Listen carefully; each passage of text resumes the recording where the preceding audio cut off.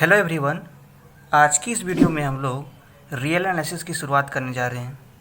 ये real analysis का पहला वीडियो है और हम लोग इसमें नंबर सिस्टम के बारे में जानेंगे। शुरू करते हैं। सबसे पहले नेचुरल नंबर क्या है। नेचुरल नंबर को हम लोग 1 2 3 4 5 लाइक दिस से डिनोट करते हैं। ये हमेशा 1 से शुरुआत होती है और ये इन्फिनाइट होती है, like 1 2 3 up to infinite number. इसको हम लोग कार्डिनल नंबर भी कहते हैं। इसके बाद नेचुरल नंबर जो कंटेन होती है होल नंबर में। होल नंबर क्या है? होल नंबर के लिए हम लोग सिर्फ जीरो को इंक्लूड करते हैं नेचुरल नंबर में, like 0 1 2 3 4 up to infinite.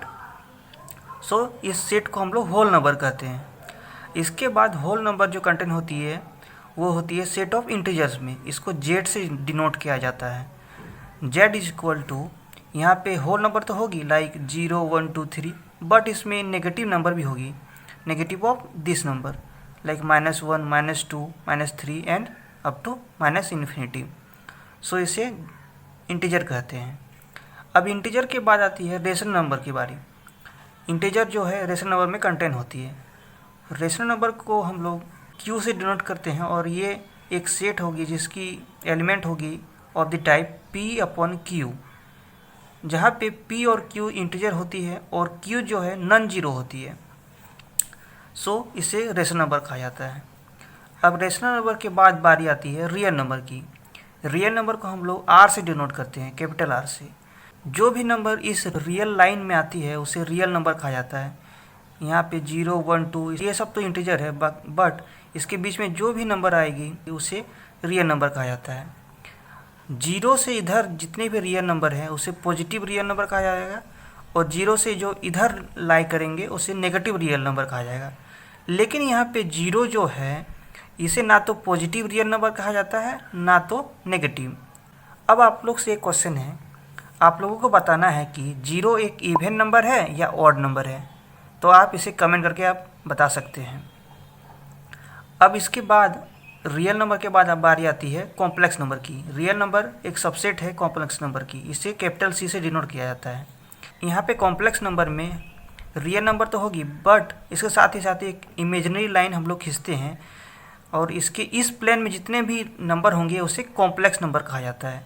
Complex number को हम लोग A + IB से डिनोट करते हैं, जहाँ पे A और B रियल नंबर है और I को आयोटा कहते हैं और इसे एक इमेजिनरी नंबर है। यहाँ पे अगर B = 0 पुट करते हैं तो सिर्फ A बचेगी और A को हम लोग प्योर रियल नंबर कहेंगे। और अगर A 0 है तब ये बन जाएगी I × B, तो इसे प्योरली इमेजिनरी नंबर कहेंगे। और अगर A और B रियल नंबर है और A + IB इस फॉर्म में कोई नंबर है तो इसे कॉम्प्लेक्स नंबर कहेंगे।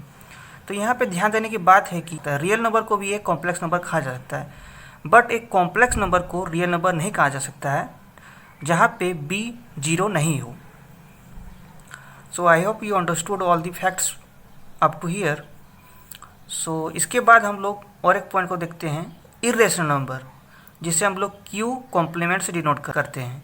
Q कॉम्प्लीमेंट भी एक सबसेट है रियल नंबर की, बट Q कॉम्प्लीमेंट को हम लोग इस सीरीज में डिनोट नहीं करते हैं बिकॉज जो Z है, यहाँ पे Z है, वो QC का सबसेट नहीं है, बट QC एक सबसेट है R का, इसीलिए QC को हम लोग इस सीरीज में डिनोट नहीं करते हैं।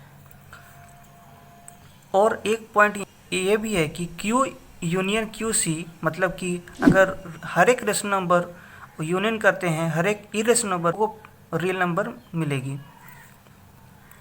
कुछ एग्जांपल्स हैं इरेशनल नंबर की, लाइक √2 पाई एंड E।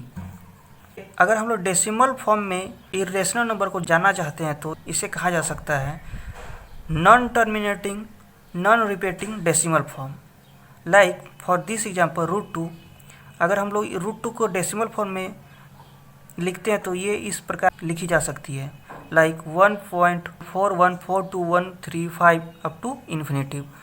ये ना तो रिपीट होती है आफ्टर डेसिमल फॉर्म, ना ही टर्मिनेटिंग होती है, मतलब ना ही कभी ख़त्म होती है। ये हमेशा चलती रहती है अप टू इन्फिनिटी और कभी भी अपने आप को ये रिपीट भी नहीं करती है, तो इसे हम लोग इरेशनल नंबर कहते हैं। बट इन रेशनल नंबर अगर हम लोग डेसिमल फॉर्म में इसको देखते हैं तो ये दो फॉर्म में हम लोग को मिलती है, या तो ये टर्मिनेटिंग डेसिमल फॉर्म में होगी, या अगर टर्मिनेटिंग नहीं होती है मतलब कि नॉन टर्मिनेटिंग होती है तो ये हमेशा रिपीट करेगी अपने डेसिमल फॉर्म को। लाइक फॉर अगर टर्मिनेटिंग डेसिमल फॉर्म को देखना चाहे तो एग्जांपल है 1/2। 1/2 इज इक्वल टू 0.5। तो ये हमेशा पॉइंट के बाद या डेसिमल के बाद ये ख़त्म हो जाती है, 5 के बाद कोई नंबर नहीं आती है। लेकिन हम लोग इसे 0 को लिख सकते हैं, लाइक 0.50000, बट इसे हम लोग टर्मिनेटिंग कहेंगे क्योंकि इसको हम लोग 0.5 भी लिख सकते हैं। सो ये एक टर्मिनेटिंग नंबर है और इसे हम लोग इरेशनल नहीं बल्कि रेशनल नंबर कहेंगे। Now non terminating repeating decimal form, इसका एग्जांपल एक रेशनल नंबर लेते हैं, लाइक 22/7। अगर इसको हम लोग डेसिमल फॉर्म में लिखते हैं तो ये आती है 3.142857।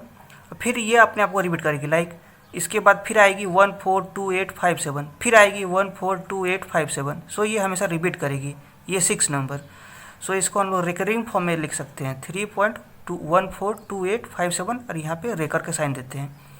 सो ये 22/7 एक रेशनल नंबर है और ये नॉट इक्वल टू पाई है, बट हम लोग छोटे क्लास में पाई को 22/7 के रूप में लिखते हैं, लेकिन ये दोनों इक्वल नहीं है। पाई एक इरेशनल नंबर है और 22/7 एक रेशनल नंबर है। यहाँ पे पाई जो है एक छोटी नंबर है 22/7 से। सो हम लोग अप्रॉक्स पाई को 22/7 के रूप में लिखते हैं छोटे क्लास में। एक दूसरा एग्जांपल लेते हैं 10/3। इसको लिख सकते हैं 3.3333 अप टू इन्फिनिट। सो यहाँ पे 3 हमेशा रिपीट होती है आफ्टर द डेसिमल फॉर्म। सो इसे लिखा जा सकता है 3.3 रेकर। सो ये एक रेशनल नंबर है क्योंकि यहाँ पे जो डेसिमल के बाद नंबर है वो नॉन टर्मिनेटिंग तो है लेकिन ये रिपीटिंग है, मतलब अपने आप को रिपीट करती है। सो 3.3 रेकर। सो मुझे लगता है कि आप लोग इस वीडियो को पसंद करेंगे। इसमें आप लोगों की सारे बेसिक को क्लियर किया गया है। So that's it for today.